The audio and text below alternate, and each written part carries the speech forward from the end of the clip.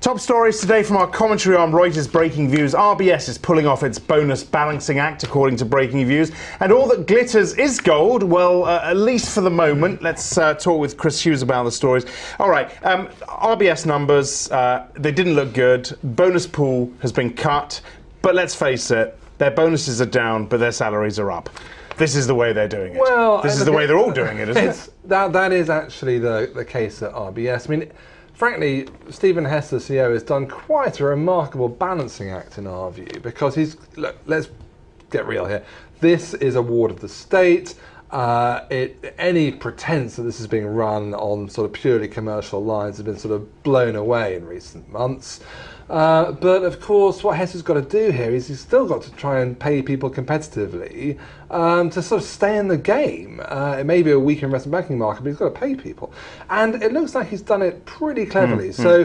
You know, the headline writers can latch onto the big fall in the actual bonus pool. And then if you look at the compensation ratio, which is a proportion of revenues paid out to staff, and that's what the investment bankers look at, that's actually shot up. It was 34% last year, it's gone up to 41%. So it has the impression that RBS has actually been quite a competitive pair. Now the reality is we've been scratching around the numbers here, and actually there are a few funnies in that comp ratio.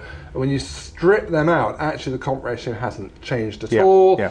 And as you say, while bonuses are down, there has, it seems to us, been an uplift in the base salaries. So but isn't this how overall actually pay at RBS as a proportion of revenues hasn't really changed. The mix has changed a bit from bonus to salary. So the backlash should continue.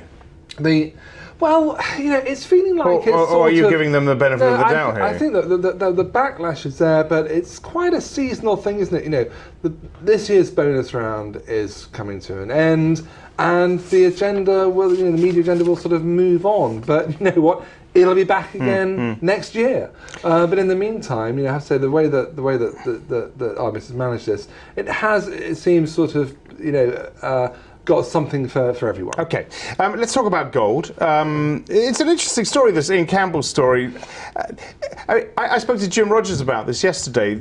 Gold seems to, he wouldn't agree with this, of course, but gold seems to be acting very much like a risk asset, you know, acting very similarly, or the correlation with the euro is pretty tight. Okay, it's loosening a little bit.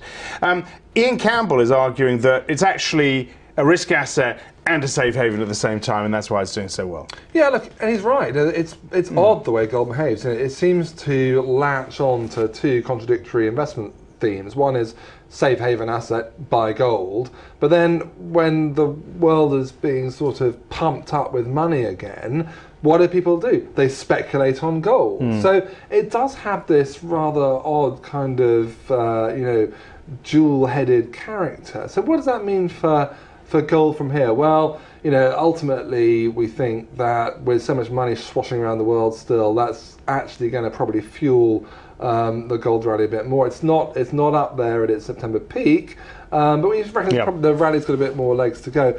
But when the world eventually returns to normal, you know, i.e. interest rates actually start to tick up, which one day they will, and you know, people are no longer scrambling for safe havens, and you know, monetary policy normalizes, then frankly gold is really going to suffer, but we're not there yet. Okay, Chris, many thanks for that. For more agenda setting insight, watch our US Breakingviews show every day, 12:30 Eastern, 17:30 GMT. I'm Axel Threlfall, this is Reuters.